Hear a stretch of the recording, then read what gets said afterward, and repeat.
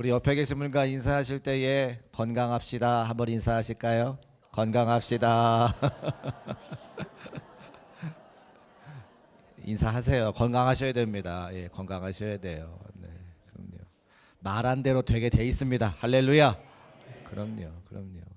축복하면 축복한 대로 되고 또 말하면 말한 대로 되는 입술의 권세를 우리에게 주셨으니까 정말 건강하셔야 됩니다.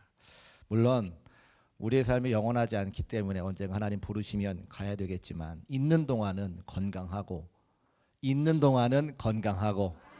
찬양하고 예배해야 되지 않겠습니까? 그래서 함께 모여 예배할 수 있는 게 진짜 하나님의 은혜다. 요즘 절실하게 느끼니까요. 정말 건강하시고 또 함께 예배하시고 찬송해서 여러분 천국 가면요 하루 종일 찬송하는 거예요. 하루 종일 예배하고 그 연습하는 게 이 땅의 삶이니까 우리 중국교회 모든 성도님들은 하나님 영원토록 찬송하고 예배하고 하나님의 놀라우신 은혜와 사랑에 충만하시기를 다시 한번 주의 이름으로 축복합니다. 아멘. 감사합니다. 지난주에는 풍성한 헷세드라고 하는 말씀의 제목 가지고 함께 은혜를 나눴습니다. 보아스가 예수 그리스도를 예표하는 사람인데 보아스가 룻에게 은혜를 베푸는 모습을 통해서 우리 예수님께서 우리에게 어떻게 은혜를 베풀어 주시는지 함께 은혜를 나눴죠. 세 가지였는데요. 첫 번째로는 우리에게 구체적으로 아주 세심하게 은혜를 주신다 그런 말씀을 드렸습니다. 오늘 잠깐 일어서서 인사했던 구원의 권사님 얘기 제가 하면서 말씀드렸거든요. 찬양을 너무 하고 싶으신데 혹이 생긴 게 성대 옆에 붙어가지고 요거 떼내다가 성대가 잘못돼서 하나님 찬송하지 못할까 봐 그렇게 함께 기도했다 이 말이죠. 하나님 정확하고 분명하게 은혜를 주셔가지고 혹은 떼어내게 하시고 그리고 그 혹이 나쁜 혹이 아니라 또 이렇게 검사 결과 받게 하시고 성대도 아무런 문제가 없어서 오늘같이 찬송했잖아요. 저는 기적이 다른 데 기적이 있는 것이 아니라 그렇게 하나님께서 세심하게 또 배려해 주시고 함께 응답해 주시는 게 저는 그게 기적이라고 생각을 해요.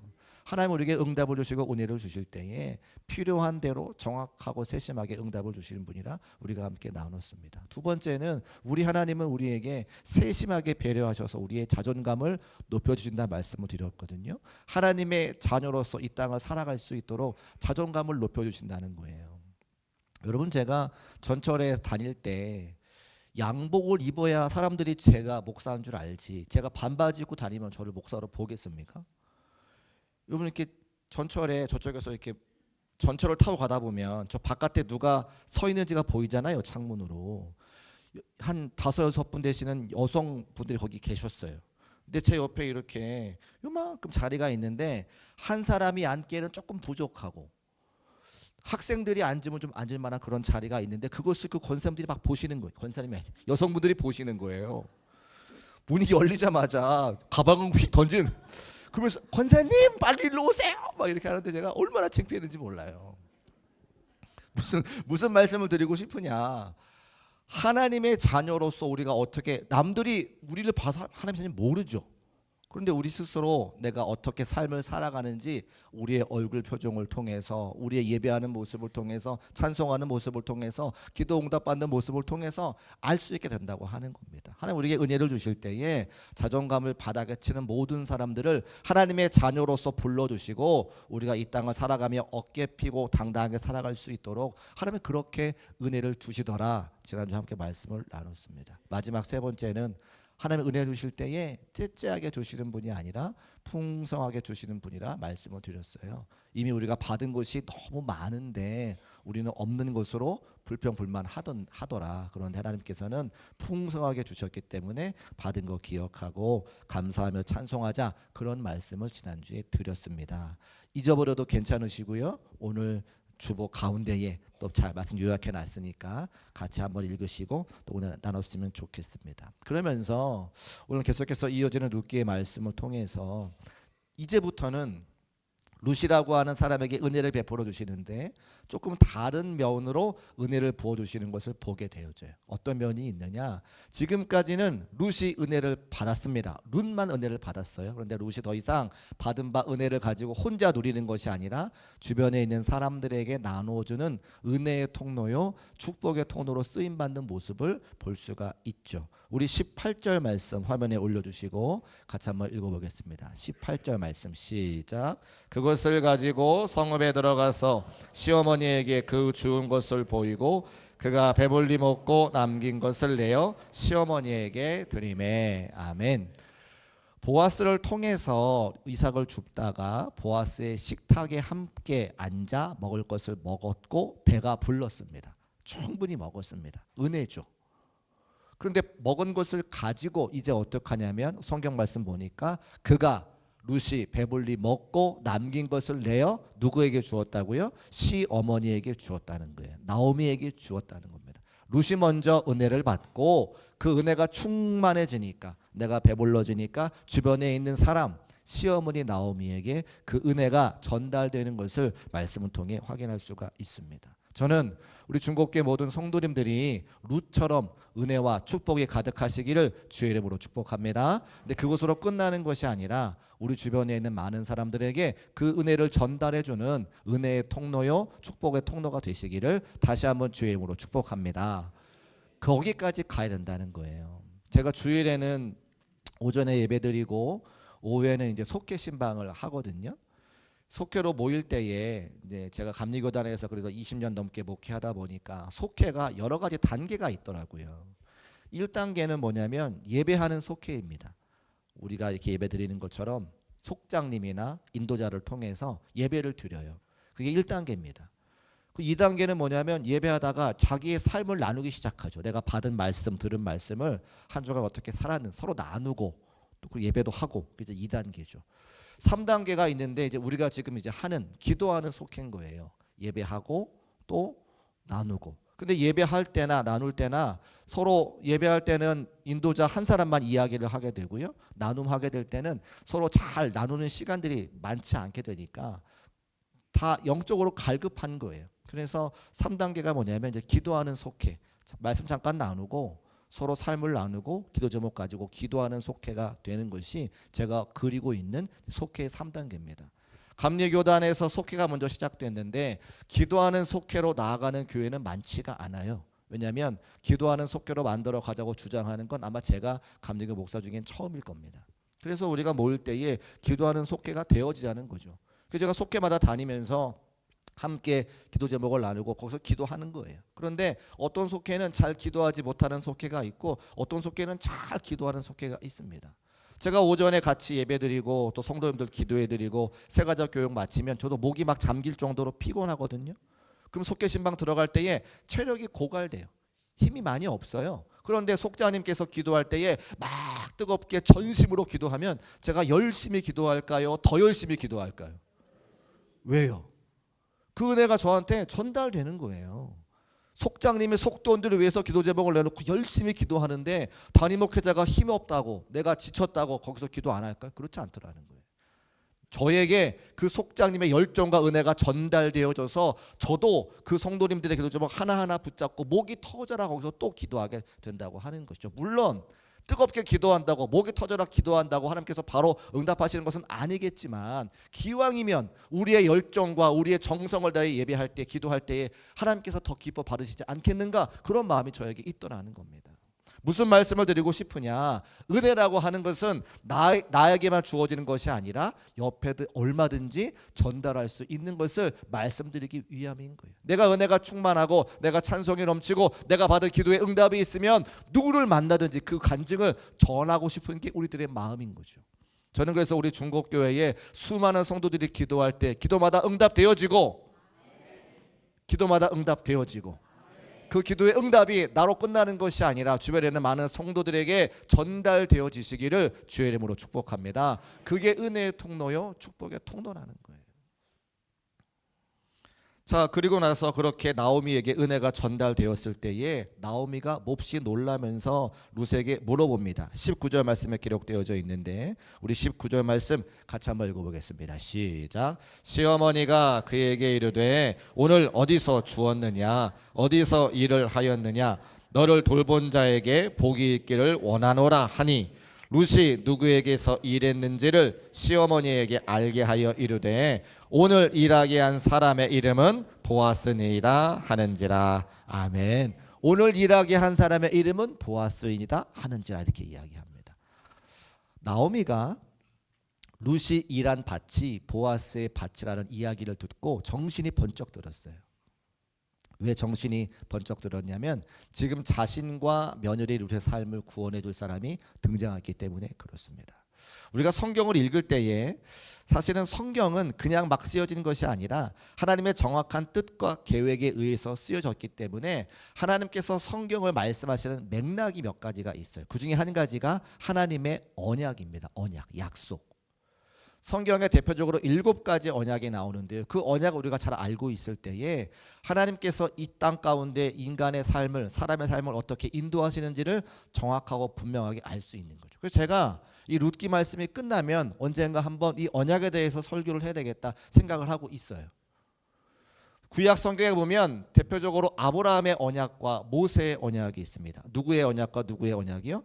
아브라함의 언약과 모세의 언약. 하나님께서 아브라함과 약속하신 것이 있고 모세와 약속하신 것이 있다는 거예요. 아브라함의 복은 창세기 12장 1절부터 3절까지 나오는 말씀이 있죠. 5가지 복을 주셨다는 거예요. 첫 번째는 자녀를 주시겠다. 두 번째는 땅을 주시겠다. 세 번째는 너의 이름을 높여주시겠다. 네 번째는 너와 관계를 맺으시겠다. 다섯 번째는 복의 근원 되게 하시겠다. 그 약속을 주신 거죠.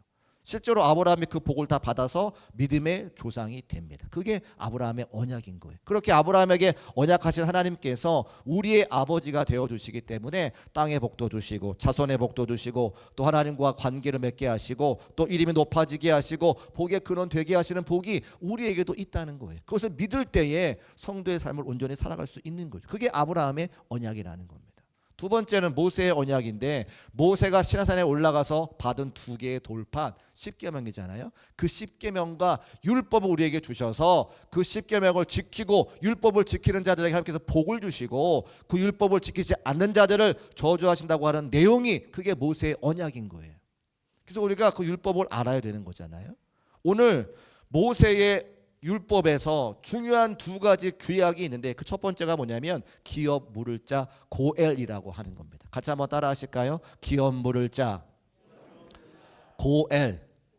이게 뭐냐면 하나님께서 축복을 주실 때에 뭘 통해 축복을 주시느냐? 하나님의 땅, 가나안 땅을 통해 주시는 축복을 말씀하시는 거죠. 이스라엘 백성들에게는 하나님께서 땅을 축복으로 주셨습니다. 그런데 그 땅이 소유가 사람들이 아니라 하나님의 것이에요. 그래서 이스라엘 사람들은 그 땅을 팔면 안 됐습니다. 왜요? 하나님 것이니까. 내 것이 아니니까. 살다 보면 힘들고 어려운 일이 생겨서 그 땅을 팔게 되잖아요. 그러면 그 땅을 친척들이 다시 사와야 돼요. 그 가문 사람 다시 사와야 돼요. 왜요? 그것은 하나님의 것이니까. 그것을 사올 수 있는 사람, 그 사람을 뭐라 부르느냐? 고엘, 기업 물을 자라고 이야기하는 거죠. 그 약속의 말씀이 어디 있냐면 레위기 25장 25절 말씀에 기록되어져 있습니다. 우리 같이 한번 읽어보겠습니다. 시작. 만일 내 형제가 가난하여 그의 기업 중에서 얼마를 팔았으면 그에게 가까운 기업 물을 자가 와서 그 형제가 판 것을 물을 것이요 다시 그 땅을 사와야 된다 이야기하고 있는 겁니다. 왜요? 그것은 하나님의 것이니까. 두 번째로 고엘과 더불어 또 하나 지켜야 되는 규례가 뭐냐면 그것은 형사취수제라고 해서 가문에 형제들이 있는데 아들이 없이 가문의 형제가 죽으면 그의 형수님이나 제수님과 다시 결혼해서 그 가문의 아들을 낳아주고 그 아들에게 조상 대대로 내려오는 땅을 이어받을 수 있도록 형사취수제라고 하는 그런 규례가 있는 거죠. 우리 문화는 좀 이해가 안 되지만 그 당시 이스라엘 문화에서는 하나님께서 허락하신 기업으로 준 그 땅을 이어가기 위해서 이스라엘 자손들이 이어가기 위해서 그런 제도가 있다고 하는 겁니다. 그것이 신명기 25장 5절과 6절 말씀에 기록되어져 있는데 여러분 확인하시고 제가 한번 읽어보겠습니다. 형제들이 함께 사는데 그중 하나가 죽고 아들이 없거든 그 죽은 자의 아내는 나가서 타인에게 시집가지 말 것이요 그의 남편의 형제가 그에게로 돌아가서 그를 맞이하여 아내로 삼아 그의 남편의 형주된 의무를 그에게 다 행할 것이요 그 여인이 낳은 첫 아들이 그 죽은 형제의 이름을 잊게 하여 그 이름이 이스라엘 중에서 끊어지지 않게 할 것이니라. 이게 바로 형사취수제라고 하는 겁니다. 이 두 가지를 반드시 지켜야 하나님의 언약의 선민 백성으로 살아갈 수 있는 것, 그것이 바로 모세의 언약이라고 하는 거죠. 자, 그러면 이 모세의 언약을 우리가 생각하면서 다시 나오미의 삶으로 돌아와 보면 나오미는 그의 남편 엘리멜렉이 죽었습니다. 나오미와 엘리멜렉 사이에 낳은 아들도 죽었습니다. 룻의 남편이 없는 거죠. 하나님께서 이 나오미의 가문에 룻의 가문에 주신 약속의 땅을 지금 그들이 갖지를 못하는 거예요. 그러면 고엘과 기업 물을 자와 형사 취수제를 통해서 결혼도 해야 되고 아들도 낳아야 되고 땅도 찾아야 됩니다. 누구를 통해서요? 보아스를 통해서. 오늘 그래서 20절 말씀에 나오미가 뭐라고 얘기하면 우리 기업을 물을 자 중에 하나이다라는 고백을 하게 되는 거예요. 그런데 보세요. 나오미가 보아스라고 하는 이름을 듣고 정신이 번쩍 나서 그 사람이 우리의 기업을 물을 사람이라고 이야기하기 전에 나오미의 삶이 어땠습니까? 그가 우울하여 정신없이 그의 삶을 살아가는 것을 성경을 통해 알 수가 있는 거죠. 우리는 나오미가 베들레헴에 돌아왔을 때를 압니다. 나오미라고 하는 이름은 기쁨이라고 하는 뜻인데 베들레헴으로 돌아왔을 때에 마을 사람들에게 뭐라고 이야기를 합니다. 나를 나오미라고 부르지 말고 나를 마라라고 부르라고 이야기하잖아요. 그 말은 뭐예요? 내가 기쁨으로 나갔는데 고통 가운데 돌아왔다. 나의 삶이 쫄딱 망해 들어왔다라고 스스로 이야기를 하고 있는 거죠. 2장을 시작하며 또 룻은 나오미에게 이삭을 주스러 가겠다고 이야기를 합니다. 그러면 시어머니가 그 며느리와 함께 이삭을 주스러 가는 것이 맞지 않겠습니까? 나오미가 룻과 함께 이삭 주스러 나가지 않아요. 집에 혼자 있습니다. 왜 그랬을까요? 몸이 아파서입니까? 아니요, 그렇지 않죠. 병들어서입니까? 그렇지 않아요. 힘들어서입니까? 그렇지 않아요. 이삭 주는 게 뭐 대단한 일이라고요. 그의 마음에 말하라고 고백할 만큼 우울이 그에게 찾아왔고 자신의 그 비참한 삶의 모습을 마을 사람들에게 보이기가 싫었기 때문에 앉아있는 겁니다. 여러분, 룻은 젊은 며느리입니다. 남편이 없는 젊은 여성이죠. 성경을 읽어보면 보아스가 자신의 일꾼들에게 룻을 해코지 하지 말아라 이런 장면이 나오는 걸 보니까 얼마든지 그런 일들이 많은 시대라고 하는 거예요. 젊은 여성이 혼자 밭에서 이삭을 주울 때에 어떤 일이 일어나도 막을 수 없는 그런 위험한 자리가 바로 이삭 줍는 곳입니다. 그러면 시어머니 입장에서 그 며느리를 지키기 위해서 그 자리에 함께 있어야 되지 않을까요?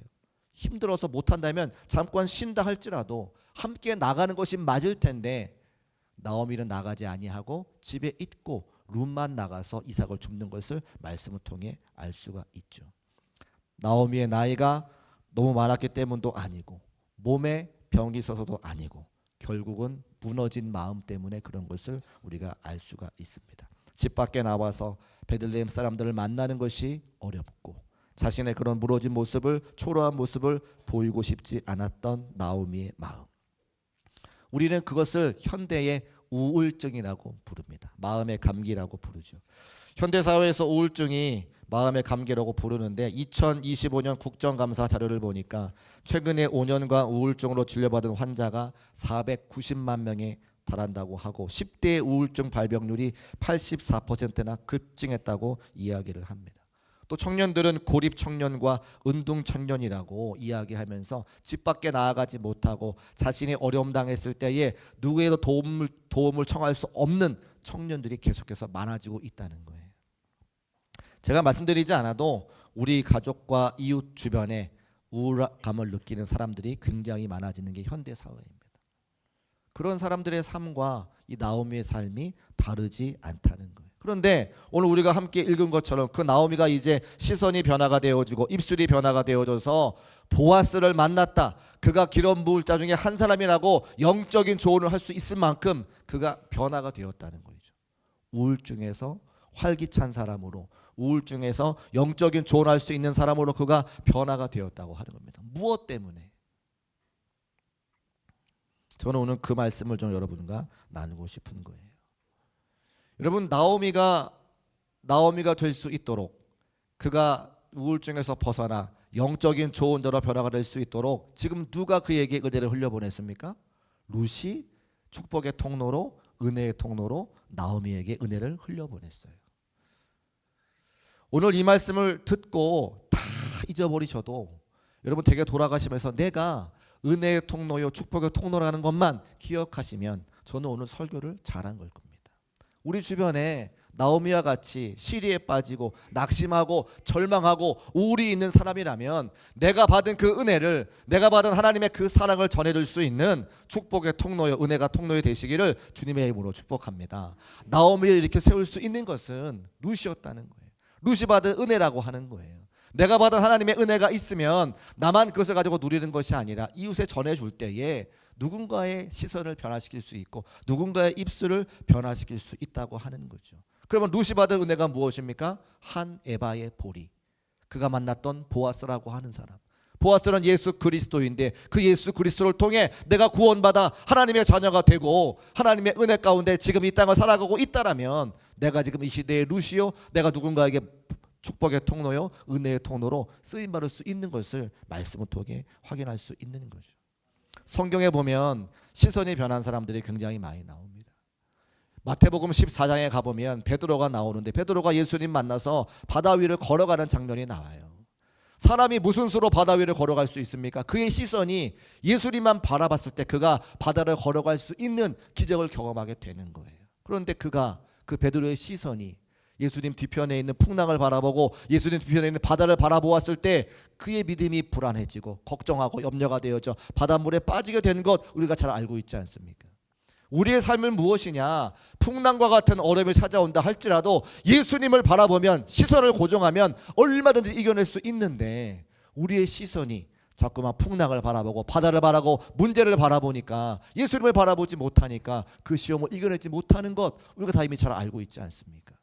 내가 그 시선을 고정했던 그 경험을 누군가에게 이야기해주고 전달해 줄 때에 그 사람의 우울과 낙심과 절망에서 기쁨과 소망으로 이끌어낼 수 있는 은혜가 우리 모두에게 있음을 믿으시기를 주님의 이름으로 축복합니다. 그래서 낙심하고 절망할 때에, 위기가 닥쳤을 때에 우리의 시선이 어디를 바라봐야 되느냐? 이미 우리를 구원하시고 우리에게 풍성한 일을 주시기 원하시는 그 예수 그리스도를 먼저 바라볼 수 있는 중국계 모든 성도의 삶이 되시기를 주님의 이름으로 축복합니다.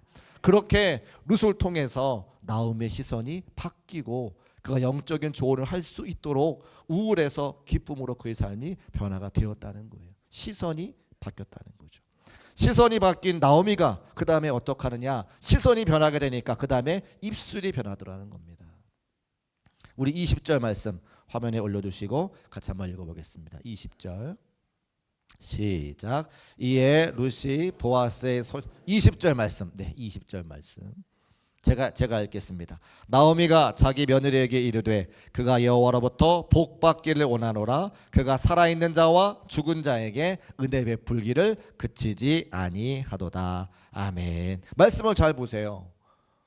살아있는 자와 죽은 자에게 은혜 베풀기를 원하노라. 이 말이 무슨 말입니까? 여러분, 제가 여러분에게 짜장면을 한 그릇 사드리면 제가 여러분에게 은혜를 베풀어 드린 거죠. 그런데 살아계신 분이니까 짜장면 제가 사드릴 수 있습니다. 죽은 자들에게 어떻게 은혜를 베풀 수 있어요?